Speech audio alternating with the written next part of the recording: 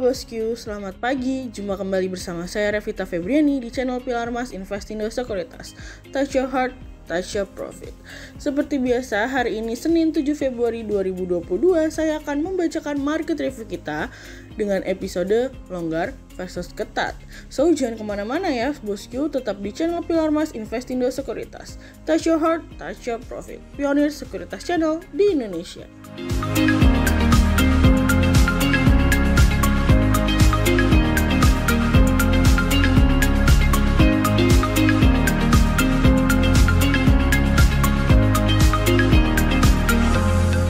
Mari kita awali pagi ini dengan Global Economics Calendar.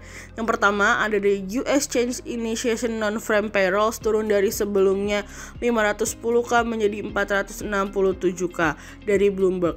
Yang kedua ada dari US Change in Manufacture Payrolls turun dari sebelumnya 32k menjadi 13k dari Bloomberg. Dan yang ketiga ada dari US Unemployment Rate naik dari sebelumnya 3,9% menjadi 4% dari Bloomberg. Kemudian kita beralih ke corporate news. Yang pertama ada dari PT Agung Podomoro Land Tbk atau APLN tercatat membukukan pendapatan per penjualan atau marketing sales senilai 2,7 triliun rupiah pada tahun 2021 dari kontan.co.id. Yang kedua ada dari PT Bluebird Tbk atau BIRD mengharapkan aksi kolaborasi bersama Traveloka yang mengusung layanan Traveloka Quick Ride dapat memberikan kerja positif bagi perseroan dari kontan.co.id. Yang ketiga ada dari PT Kalbe Pharma Tbk atau KLBF targetkan pertumbuhan penjualan double digit tahun ini dari kontan.co.id.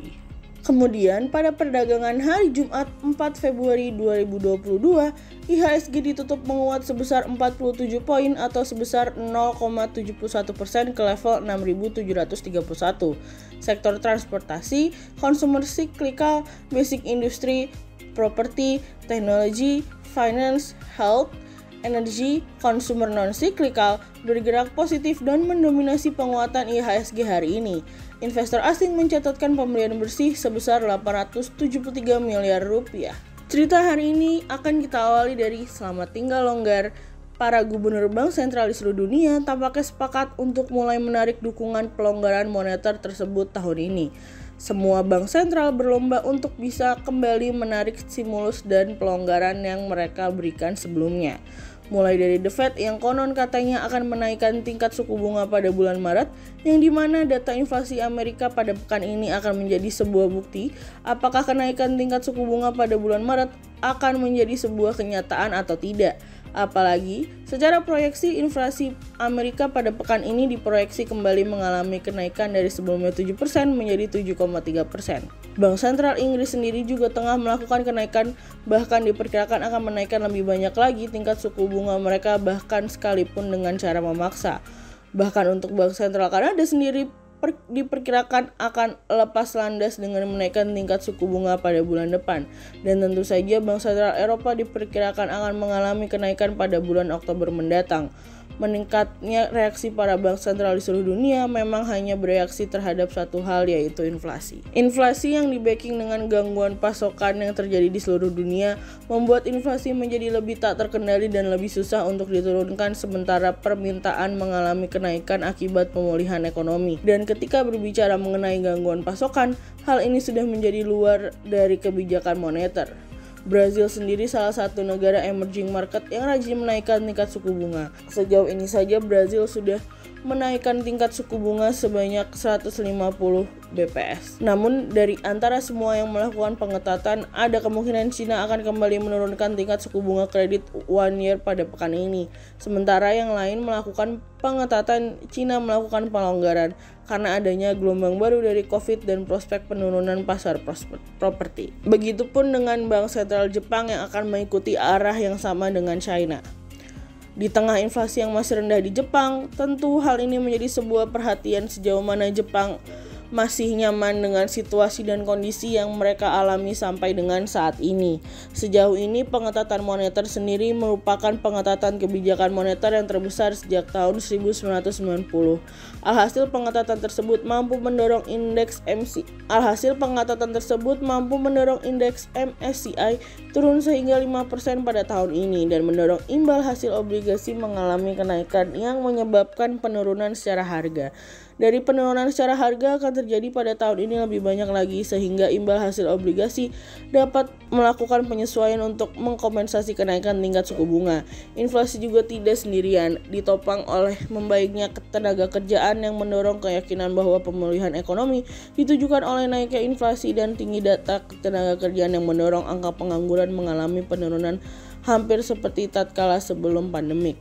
Sejauh ini fokusnya hanya satu di tengah potensi dan keyakinan bahwa tingkat suku bunga akan dinaikkan. Komunikasi yang hati-hati menjadi salah satu poin penting saat ini untuk bisa menenangkan pasar bahwa sudah saatnya pengetatan kebijakan moneter terjadi, dan meskipun masih ada beberapa negara yang ketinggalan dalam melakukan pengetatan kebijakan moneter, itu semua hanya tinggal masalah waktu semata. Cerita selanjutnya datang dari sebuah transisi. Isu lingkungan menjadi hal yang dikedepankan oleh pemangku kepentingan guna menjaga kelangsungan hidup di tengah pertumbuhan ekonomi. Dalam pertemuan tingkat tinggi G20 di Bali pada November 2022, transisi energi dinilai dapat menjadi tantangan utama bagi semua pihak. Namun di lain sisi, transisi energi juga dapat menjadi peluang untuk menciptakan masa depan dan pertumbuhan ekonomi yang berkelanjutan dengan penerapan skenario dan peta jalan yang kuat, terutama pada aspek keuangan. Saat ini, Nike Widiawati sebagai pemimpin pada Task Force Energy, Sustainability and Climate menyampaikan rekomendasi kebijakan untuk transisi energi berkelanjutan yang akan fokus pada 3 isu prioritas. Pertama, percepatan transisi di penggunaan energi yang berkelanjutan untuk memastikan bahwa pemanasan global dibatasi maksimum 1,5 derajat Celcius. Kedua, memastikan transisi yang adil dan terjangkau, kerjasama global dalam mitigasi dampak dan dukungan untuk beradaptasi dengan perubahan. Lalu yang ketiga, kerjasama global dalam peningkatan ketahanan energi untuk rumah tangga dan UMKM sebagai sarana untuk mengakhiri kemiskinan ekstrim dan mempercepat transisi energi ke penggunaan energi yang berkelanjutan. Selain itu, ia juga menyampaikan saat ini energi merupakan kendala yang mengikat bagi pertumbuhan ekonomi yang berkelanjutan serta sangat dibutuhkan bagi pengembangan ekonomi untuk pulih dari dampak pandemi COVID-19. Menurut Nike, sekarang diperlukan satu tingkat yang mendesak dan terfokus untuk menyikapi berbagai kecenderungan global, antara lain laju transisi energi masih tertinggal, perubahan iklim akibat emisi gas rumah kaca antropogenik yang telah menjadi isu krisis, serta pertumbuhan ekonomi memanfaatkan konsumsi energi bahan bakar fosil yang berkontribusi besar atas sebagian besar emisi GRK. Nike juga menegaskan bahwa transisi perlu dipercepat secara global dengan cara tetap meningkatkan ketahanan dan pemerataan energi untuk menopang pertumbuhan ekonomi dan mengurangi kemiskinan ekstrim. Selain itu, gap pembiayaan harus dijembatani, investasi harus dialihkan ke infrastruktur transisi energi dan dapat dibayarkan dengan penerapan harga karbon. Penting juga untuk memastikan kesetaraan dengan meningkatkan akses dan keterjangkauan energi bersih dan modern yang tidak hanya penting untuk kesuksesan transisi tapi juga memberikan manfaat bagi lingkungan, gender, dan ekonomi. Kami menilai dalam rangka menggali masukan dari pelaku bisnis, Task Force juga perlu melakukan survei dengan masukkan 13 isu potensial yang tujuannya dapat menyesuaikan dengan kondisi bagi pelaku usaha. Transisi tertentu membutuhkan kerjasama global yang terstruktur dan berkomitmen dalam peningkatan kapasitas tata kelola, pengembangan pasar, penyaluran pembiayaan dan teknologi, serta peningkatan keterampilan tenaga kerja, sehingga tujuan akhir dari transisi ini dapat dirasakan oleh berbagai pihak. Berdasarkan analisa teknikal, kami melihat saat ini IHSG memiliki peluang bergerak menguat terbatas dan ditradingkan pada level 6.647 hingga 6.756. Ada potensi koreksi meskipun terbatas. Berikut stockwatch pilihan dari pilar emas. Yang pertama ada dari Arto, yang kedua ada dari BRPT, dan yang ketiga ada dari BBRI. Berikut dua saham pilihan dari pilar emas. Yang pertama ada dari Demas atau PT Pura Delta Lestari Tbk meraih prapenjualan atau marketing sales sebesar 1,76 triliun rupiah di tahun 2021. Meskipun pencapaian tersebut baru mencapai 88% dari target di tahun 2021 sebesar 2 triliun rupiah, di mana keberhasilan tersebut ditopang dari penjualan 62,5 hektar lahan industri. Sehingga berdasarkan technical analisa, pada tren dalam jangka waktu short term berpotensi untuk bearish dengan target 180 dan probabilitas sebesar 42%. Dan pada tren dalam jangka waktu long term berpotensi untuk bearish dengan target 145 dan probabilitas sebesar 52%.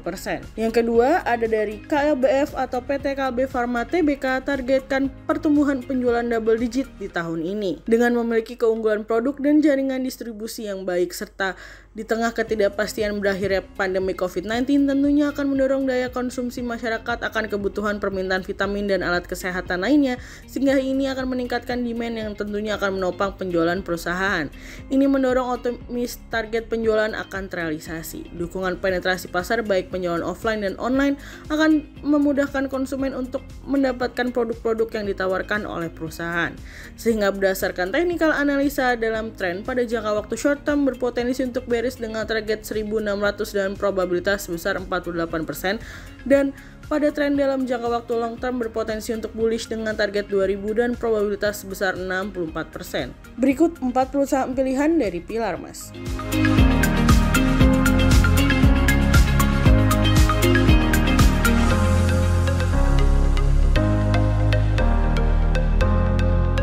Sekian market review kita untuk hari ini. Untuk research lebih lengkapnya, Bosku bisa mengunjungi website kami di www.pilarmas-investindo.co.id.